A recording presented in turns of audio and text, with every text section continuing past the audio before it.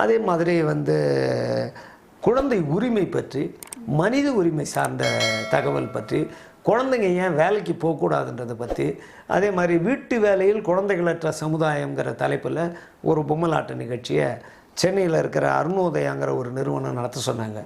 அப்போ முதல் முறையாக நான் வந்து வீட்டு வேலைக்கு போகிறாங்கல்ல, டொமஸ்டிக் ஒர்க்கராக, பாத்திரம் தைக்க, துணி துவைக்க, அந்த மாதிரி போகிறவங்களுடைய குழந்தைகளோடு உட்கார்ந்து ஒரு 3 நாள் பேசி அவங்களுடைய கருத்தை கேட்டு அந்த கருத்தின் அடிப்படையில் பொம்மலாட்டத்தை தயார் பண்ணியிருந்தேன்.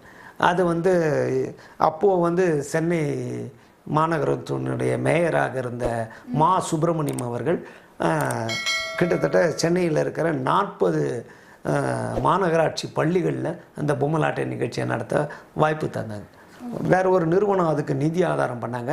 இவங்க வந்து அதுக்கான அனுமதியெல்லாம் தந்து நடத்துவதற்கு ஒத்துழைப்பு தந்தாங்க. இந்த மாதிரி பல கருத்துக்களை அவங்க சொல்கிறத வந்து கதை வடிவமாக எளிமையாக்கி காட்சிப்படுத்தி மக்கள்கிட்ட கொண்டு போய் சேர்த்தோம்.